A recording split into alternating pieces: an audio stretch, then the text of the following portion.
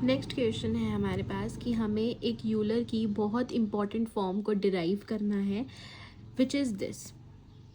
अब इस चीज़ को डिराइव करने के लिए हम एक वही फंक्शन कंसीडर कर लेते हैं एक्स वाई और वाई डैश की फॉर्म में, जहाँ पर वाई क्या है, एक्स का फंक्शन है, वाई डैश क्या है, इस वाई का डेरिवेटिव है। ठीक है, तो आगे ये चीज़ हमें याद ही करनी पड़ेगी कि हम एक ये चीज़ कंसीडर कर लेते हैं, एक ये चीज़ कंसीडर कर लेते हैं। ये चीज़ हमने क्यों कंसीडर की, क्योंकि ये चीज़ मेरे क्वेश्चन में है। मैं इस चीज़ को सिंप्लीफाई करूँगी और ये पूरी चीज़ बना दूँगी जो चीज़ मुझे एक्चुअली डिराइव करनी है। कैसे, देखते हैं।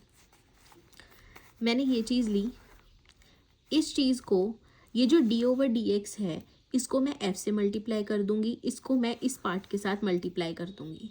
तो मेरे पास बन गया D f over d x minus में डी ओवर डी एक्स और ब्रैकेट में ये पूरी की पूरी चीज़। अब मैंने क्या किया, इसको अलग से सिंप्लीफाई कर लिया, इस पार्ट को अलग से सिंप्लीफाई कर दिया। जो वैल्यू आएगी उनको मैं इनकी जगह पर सब्सटीट्यूट कर दूंगी। अब मैंने इनको कैसे एक्सपैंड किया वो चीज़ समझते हैं। मेरे पास है D f over d x. मेरे पास एफ एक्चुअली था क्या, वो 3 वेरिएबल में एक फंक्शन था, एक्स वाई और वाई डैश। तो मैंने एफ को थोड़ा सा खोल कर रख दिया। अब जब मैं इसका x के रिस्पेक्ट में डिफरेंशिएशन करूँगी इस फंक्शन का, तो वो मैं इस x के रिस्पेक्ट में भी करूँगी, y को भी करूँगी और y डैश को भी करूँगी, राइट। तो अगर मैं x को डिफरेंशिएशन करूँ उसका, इसको एक एग्जांपल से समझने की कोशिश करते हैं। मेरे पास एक फंक्शन है थीटा के रिस्पेक्ट में, थीटा छोड़ो, मेरे पास कोई भी एक फंक्शन है साइन वाई स्क्वायर, मुझे इसका डिफरेंशिएशन करना है। मुझे पता है साइन का डिफरेंशिएशन होता है कोस। पहले हम क्या करते हैं, इस पूरे फंक्शन का डिफरेंशिएशन करते हैं, उसके बाद हम इस चीज़ का डिफरेंशिएशन करते हैं,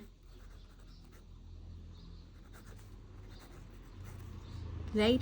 तो ये बन जाता है कोस वाई स्क्वायर इंटू में 2y।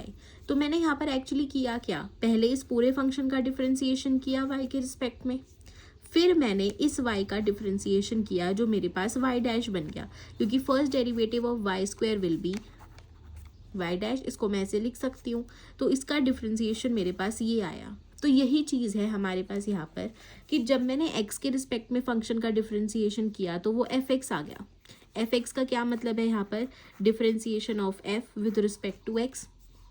सिमिलरली y के रिस्पेक्ट में करेंगे, मेरे पास f ऑफ y कोई फंक्शन होगा तो पहले मैं इस पूरे फंक्शन का डिफरेंशिएशन करूंगी और फिर ये जो y है उसका डिफरेंशिएशन करूंगी।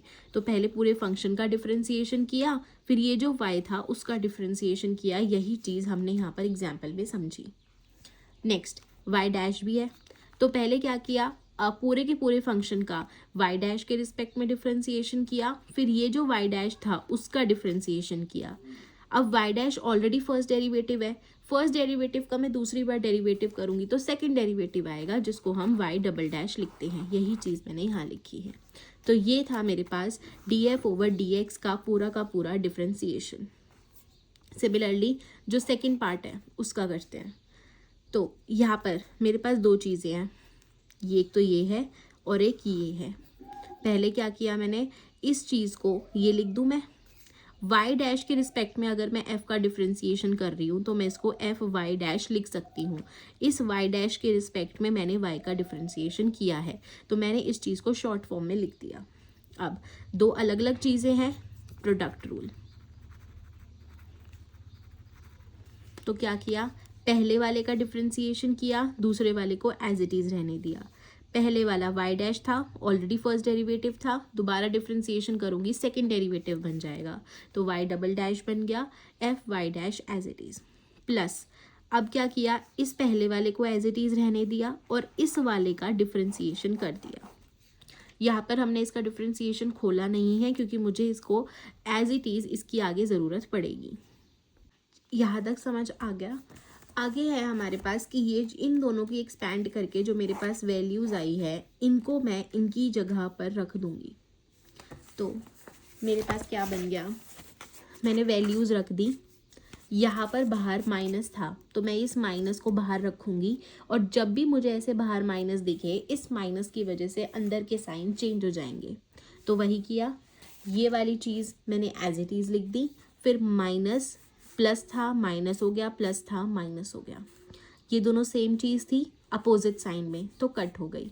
तो मेरे पास ओवरऑल बच गया एफ एक्स प्लस ये वाली चीज़ और फिर माइनस की ये वाली चीज़ एज इट इज़। बट अब मैं इस RHS को भी LHS को भी साथ साथ लेके चलूँगी। पहले मैंने इस LHS को रखा, फिर ये मैंने RHS as it is put कर दिया। ये प्लस का जो एफ एक्स था मैं इधर ले गई माइनस का एफ एक्स। क्यों ले गई? मुझे यहाँ पर del f over del x चाहिए। ये एक्चुअली है ही एफ एक्स, एफ का differentiation with respect to x, तो मुझे ये चीज़ इस तरफ माइनस में चाहिए थी, इसीलिए ये जो एफ एक्स था प्लस का मैं इसको इधर ले आई माइनस का। इन दोनों में वाई डैश कॉमन था तो मैंने वाई डैश कॉमन निकाल लिया, मेरे पास अंदर की तरफ ये चीज़ बच गई। अब मैंने क्या किया ये चीज़ तो एज इट इज़ लिखी है, वाई डैश कॉमन इन दोनों को खोल दिया। एफ वाई का मतलब है del f over del y और एफ वाई डैश का मतलब है del f over del y dash. ये वाई डैश इधर मल्टीप्लाई में है तो इधर जाके डिवाइड हो जाएगा, तो वो बन गया 1 ओवर वाई डैश, ये चीज़ एज इट इज़, और फिर जो बची हुई चीज़ थी उसको भी एज इट इज़ लिख दिया। अब मैंने यहाँ पर क्या चीज़ यूज़ की है, यूलर इक्वेशन।